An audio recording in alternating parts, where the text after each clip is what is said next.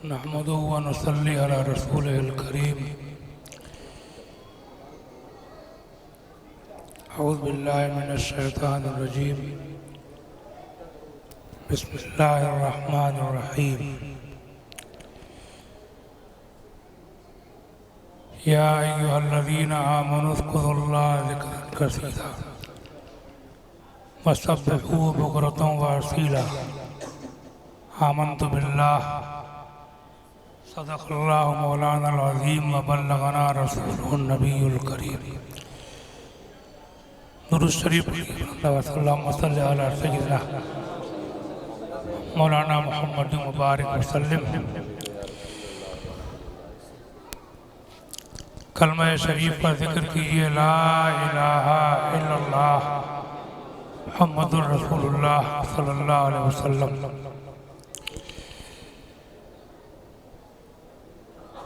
कुछ अपनी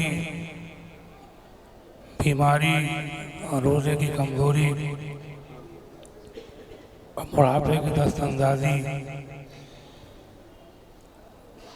पेश नज़र में कोई तकरीर करने की पोजीशन में नहीं हूँ,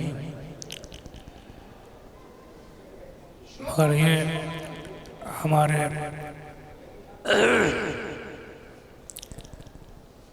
कारी साहब की जो निशानी है उनकी यादगार है। उनके फर्जंदे होनहार हैं हज़रत मौलाना रज़ा रसूल साहब का बुला ये हुक्म करते तो मैंने मना नहीं कर पाता।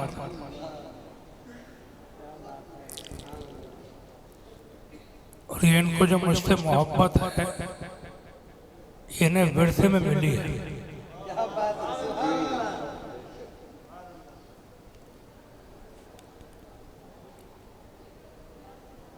मैं बड़ी खुशी महसूस कर रहा हूँ हज़रत कारी साहब क़िबला की सालाना यादगार की महफिल में हाजिर होकर। मुझे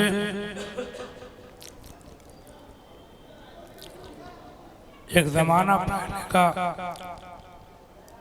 हज़रत कारी साहब का एक उनकी हाजिर जवाबी का एक वाक़या याद है। हाजिर जवाबी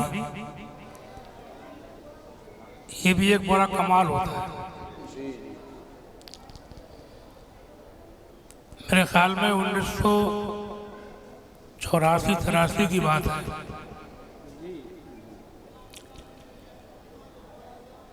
कानपुर के आगे एक बहुत बड़ा अजीम बाबरकत कस्बा है, कोहड़ा जहानाबाद शरीफ। सुना होगा ना, कोहड़ा जहानाबाद शरीफ अपने सिलसिले आलिया कादरिया बरकातिया रिजविया के एक बहुत बड़े बुजुर्ग हजरत शेख तरीक़त सैयदना शाह जमालुल औलिया रहमतुल्लाह अलैह का वहाँ मज़ार भी है। वहाँ कोई प्रोग्राम था, हज़रत कारी साहब भी मौजूद थे, अब मुझे भी दावत थी। दोनों लोग या पीलीभीत से रात में ट्रेन चलती थी, नैनीताल एक्सप्रेस, उससे लखनऊ पहुंचे सुबह, लखनऊ से कानपुर। तो कारी साहब फरमाने लगे कि यहाँ कानपुर में हमारी अहलिया की एक फूफी हैं, फूफी और फूफा,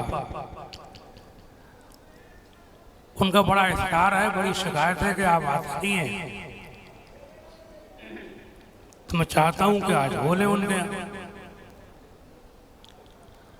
मैंने कहा बहुत बेहतर बात, टाइम भी था। वहाँ गए, दोपहर में खाना वहीं खाया। उनके यहाँ बड़े अच्छे बाखलाक लोग थे, खुशहाल लोग थे, नाम तो याद नहीं है मुझे।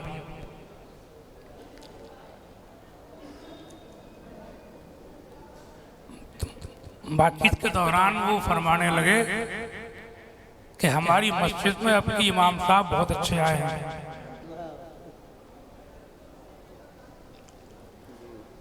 तो मैंने कहा क्या अच्छे हैं, क्या अच्छाई है आपके इमाम साहब? बोले वो किसी को बुरा नहीं कहते, वो कहते हैं देवबंदी भी मेरे उलमा है, बैदी मेरे उलमा है, सबको अच्छा कहते हैं। तो कारी साहब ने मेरी तरफ देखा, मैंने उनकी तरफ देखा कि कोई बड़ा खाक चालाक आदमी लगता है।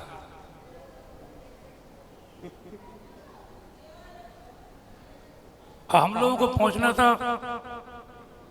खोड़ा जहानाबाद, तो उनसे कारी साहब ने ये कहा कि आप ऐसा कर लीजिए कि कल हम वापस होंगे और असर के बाद अपने घर पर आप कोई तकरीब रख लीजिए, न्याज फातिहा की, नाश्ते की, नमाजियों को भी ले आइए, उनको भी ले आइए, हमारी बातचीत उनसे हो जाएगी। हम देखेंगे कि वो कैसे दोनों को बुरा नहीं कहते। जवानी थी मेरी भी का ठीक है। जब वापस आए तो आराम करके तो फिर आराम किया होगा, खाना खाया होगा असर की नमाज के बाद। तो मौलाना साहब जुब्बे कुब्बे में लंबे तरंगे में नमाजियों के उनके आए, दुआ फातिहा हुई, नाश्ता हुआ, मैंने उनको छेड़ दिया। मैंने कहा मैंने ये सुना है कि आप देवबंदियों को और बरेलवियों को सबको अच्छा कहते हैं। इतना जो मैंने कहा तो वो बिल्कुल बर्रों की छत्ते की तरह छिड़ गया, खड़ा हो गया। मैं अल्लाह पर ईमान रखता हूँ, उसके रसूल पर ईमान रखता हूँ, ये पढ़ता हूँ, कलमे पढ़ने लगे। क्या मुसलमान नहीं है, क्या बुरा कहना जरूरी है? बहुत बोले चला जाए। अब वो इतना बोले चला जाए कि मैं सोचूं कि खड़े होकर बोल रहा है, बोलूं कैसे करके। तो मैंने बोलना चाहा तो बोला कि मजलिस में जब कोई एक आदमी बोलता हो तो दूसरे को उसकी बात नहीं काटना चाहिए।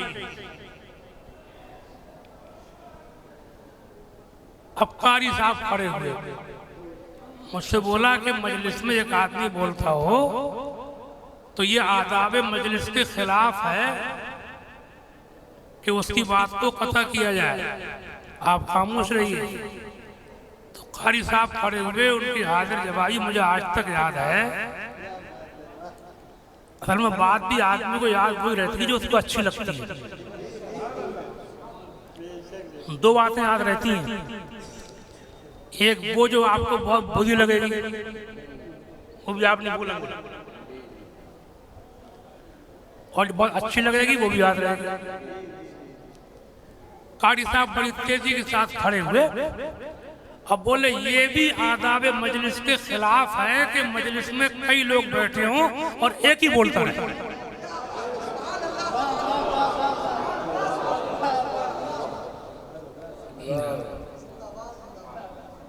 जब मजलिस में कई उलमा मौजूद हैं, कई उलमा हैं, एक ही बोलता रहे, यही बात आपके खिलाफ है। बैठिए, आप मौलाना तस्कीर बोलिए।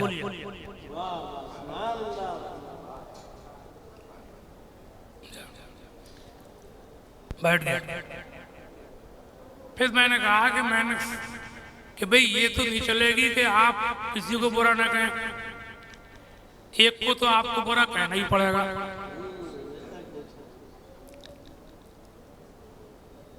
मेरे किताबों के हवाले दिए। मैंने कहा मौलवी अशरफ अली थानवी ने अपनी किताब बहश्ती तेवर के शुरू में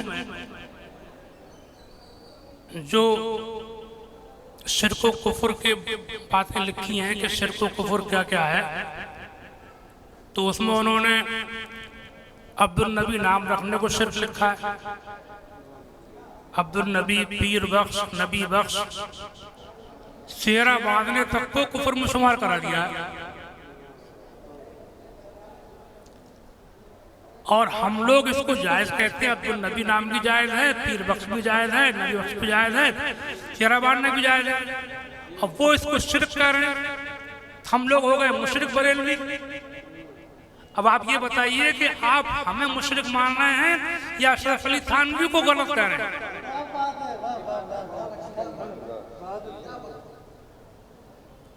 और इस टाइम ध्यान नहीं है, और भी मैंने मेरी चढ़ती जवानी थी, उठता जोबन था, दौड़ था।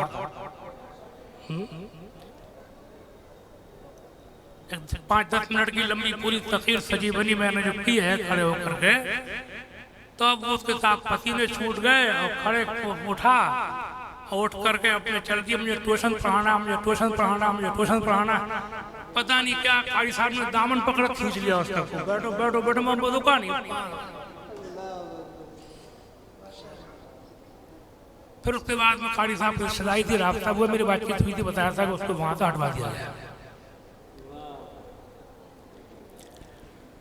तो ये हाजिर जवाबी की एक बात मुझे उनकी याद आई। मैंने सोचा कि उनकी इस यादगार की महफिल पे उसे जिक्र कर दूं।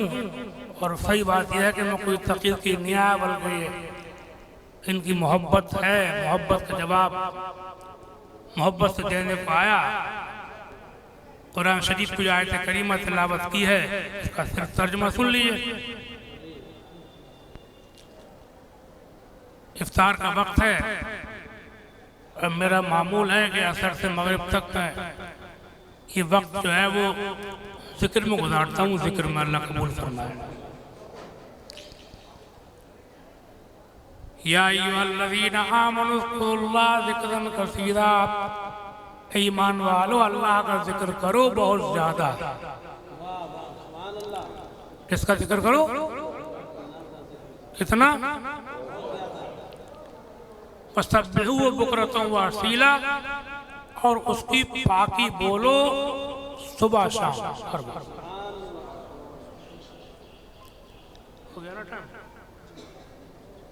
एक बात पढ़ लीजिए सब लोग, अल्लाहु अकबर कबीरा अल्हम्दुलिल्लाह कसीरा फसुब्हानल्लाह बुकरतन व असीला। अल्लाहु अकबर कबीरा अल्हम्दुलिल्लाह कसीरा फसुब्हानल्लाह बुकरतन व असीला। अल्लाहु अकबर कबीरा अल्हम्दुलिल्लाह कसीरा फसुब्हानल्लाह बुकरतन व असीला। अस्सलामु अलैकुम व रहमतुल्लाहि व बरकातुहू।